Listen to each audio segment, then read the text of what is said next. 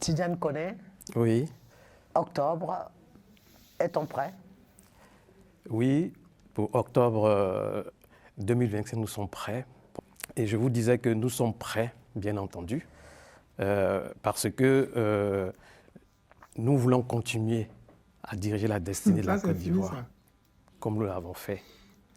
Je dis, nous avons la chance d'avoir un leader charismatique, nous avons la chance d'avoir un leader éclairé, nous avons la chance d'avoir un leader qui a une vision pour la Côte d'Ivoire. Et ce leader-là a montré cette vision tout au cours de son parcours. Et ce leader-là a montré en fait qu'il était celui qui était le bien de la Côte d'Ivoire, celui qui pouvait apporter le maximum à la Côte d'Ivoire. Pourquoi? Les preuves sont présentes. Je prends des faits précis. De 1993 à 2000. Vous parlez de son bilan, on y reviendra, mais avant, Oui. est-ce que vous pourriez me dire que si 15 ans, c'est pas trop, et que apparemment vous sollicitez pour 5 autres années, est-ce que c'est pas trop pour un seul Ivoirien? Est-ce que vous n'êtes pas en train de dire que en Côte d'Ivoire, sur 25 millions d'Ivoiriens, il n'y a qu'un seul homme qui est capable?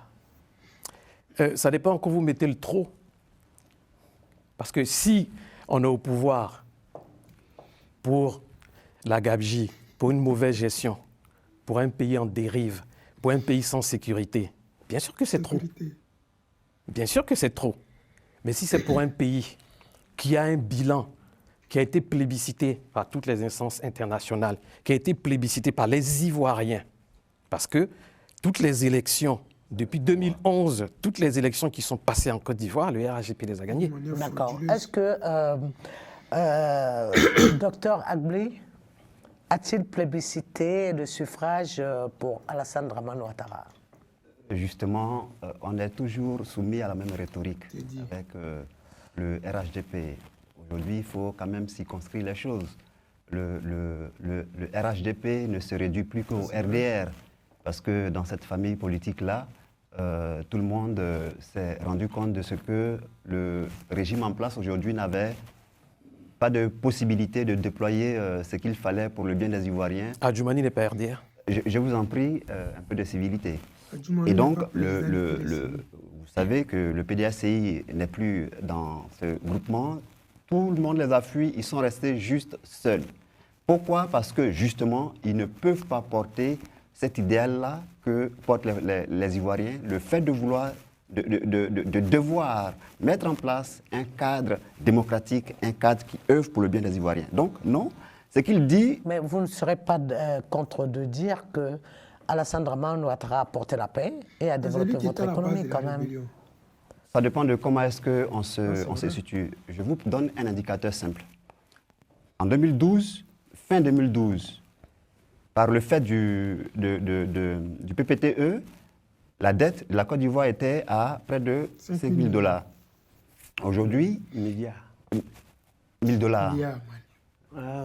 Donc 5 milliards de dollars, 5 milliards de dollars. Et fin 2012, on est quasiment à plus de 560% d'augmentation de la dette. Donc oui, on veut construire, faire des infrastructures, mais si ces infrastructures qui sont faites participent à la paupérisation du pays, je ne vois pas en quoi que cela sera un développement pour le bien des Ivoiriens. Et c'est ça que nous voulons relever. Écoutez, le bilan, on y reviendra. Moi, je parle de la Côte d'Ivoire en tant que telle. Là, le représentant du RHDP nous parle de la caution des institutions internationales. C'est bien beau. Mais moi, je parle de la Côte d'Ivoire profonde.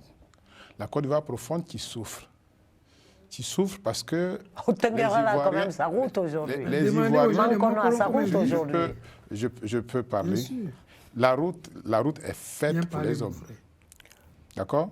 Si vous faites la route sur un cimetière, c'est une route, mais ce n'est pas ce qu'on cherche. Moi, je parle de la Côte d'Ivoire profonde. Donc, le MGC parle de la Côte d'Ivoire profonde. C'est-à-dire la souffrance des Ivoiriens, nous la vivons quotidiennement. Les prix qui augmentent. Il a parlé de gabegie, mais il y a la gabegie au RHDP. On voit bien ce qui se passe. Une société où il n'y a plus de valeur, où les valeurs n'ont plus de sens. Une société où des milliardaires pleuvent sur les réseaux sociaux, une société où on brade des choses de la Côte d'Ivoire, en passant par le foncier, par tout ce que vous voulez. On a beau faire des routes, si les Ivoiriens ne mangent pas à leur faim, si les Ivoiriens ne peuvent pas se soigner, alors je dis que ce n'est pas une économie, parce que l'économie, c'est quand même au service de l'humain. Donc c'est dans ce sens-là que je dis que non. Et puis, M. Alassane Ouattara, comme vous l'avez bien dit, il n'est pas le plus intelligent de la Côte d'Ivoire. Il n'est pas le seul de la Côte d'Ivoire. À écouter mon frère à côté, c'est que, bon, Alassane Ouattara est là pour 50 ans, pour 100 ans. Non. Il y a des Ivoiriens valables qui peuvent faire autre chose parce que Alassane Ouattara n'a pas réussi à réconcilier les Ivoiriens, contrairement à ce qu'on nous fait croire. Les Ivoiriens ne sont pas réconciliés. Merci, mon ami. Vous venez d'écouter ce petit débat-là, les amis. Vous remarquez qu'Alassane Dramane Ouattara et le RHDP, ils n'ont pas renoncé à faire un 4e mandat. Ce qui interdit notre constitution. Mais comme Ouattara est venu au pouvoir par les armes, il ne sait pas ce qui veut dire la constitution. Il ne connaît ni la loi, il ne sait pas ce qui est écrit dans nos lois. Même si c'est lui qui a fait cette constitution-là, il ne l'a jamais lu ou il fait exprès. Mais ce n'est pas grave. Parce que nous autres, nous avons encore la chance d'avoir le guide président Gbagbo Laurent avec nous. Il va nous guider vers cette victoire éclatante au premier tour. Qu'il soit candidat ou pas, qu'il respecte notre constitution ou pas, le plus important pour nous Ivoiriens aujourd'hui, c'est d'emmener le président Laurent Gbagbo à la tête de l'État pour permettre aux Ivoiriens de profiter de leurs ressources, pour que nos enfants aient un avenir meilleur. Parce que à ce que nous soyons encore vivants, c'est grâce au président Laurent Gbagbo. Parce que s'il y a des Ivoiriens qui sont retournés en Côte d'Ivoire, c'est parce que le président Laurent Gbagbo est rentré. Avec sa venue en Côte d'Ivoire, les Ivoiriens, d'autres Ivoiriens ont eu de l'espoir. Et je pense que avec l'avènement de son retour au pouvoir, les Ivoiriens seront encore heureux. Et je pense que la jeunesse ivoirienne va arrêter d'aller se suicider dans la Méditerranée, de venir dormir ici en France sous les bâches et partout en Europe demander les îles, pour ne pas dire l'asile. Les amis, le président Laurent Gbagbo va faire mieux pour les Ivoiriens. Vous avez entendu les gens du RHDP dire aux Ivoiriens qu'il y a la sécurité. Mais qui est à la tête de la rébellion? C'était Alassane Dramane Ouattara. Les gens ne disent jamais aux Ivoiriens que réclamaient les rebelles de Soro Guillaume à l'époque. Les rebelles de Soro Guillaume qui étaient Mpigo, je ne sais quoi. Ils exigeaient qu'on inscrive le nom de Dramane Ouattara sur la liste électorale. Mais comment écrire le nom d'Alassane Dramane Ouattara, sachant qu'il était burkinabé hier? Il a fallu que le président Laurent Gbagbo, au nom de la paix, pour que les Ivoiriens ne meurent pas, prennent l'article 48 pour faire d'Alassane Dramane Ouattara un Ivoirien. Parce que pour être candidat à l'élection présidentielle, il faut que tu sois Ivoirien. Il ne l'était pas. Et le président Laurent Gbagbo a permis qu'il soit Ivoirien. Et c'est grâce à ça aujourd'hui, ils sont là. Parce qu'en 2015, la Constitution, pour ne pas dire le Conseil constitutionnel, a dit qu'Alassane Dramane Ouattara est candidat par dérivé. On n'a pas dit qu'il a fourni les pièces d'identité de ses parents, lui-même ses pièces d'identité. Non, il est candidat par dérivé. Les amis, vous êtes encore jeunes.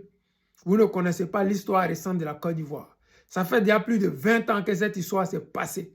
Il a fallu qu'on soit là. Mais renseignez-vous, informez-vous, ne vous laissez pas duper. Allons-y installer le président Laurent Gbagbo pour lui rendre sa dignité, pour lui rendre cette gloire perdue, pour lui rendre sa joie, parce que le président Laurent Gbagbo, c'est un homme heureux naturellement. Il est gentil naturellement. Il est bon naturellement. Les amis, je ne veux pas être long, c'était le président Lota, l'ami des dirigeants qui se respectent.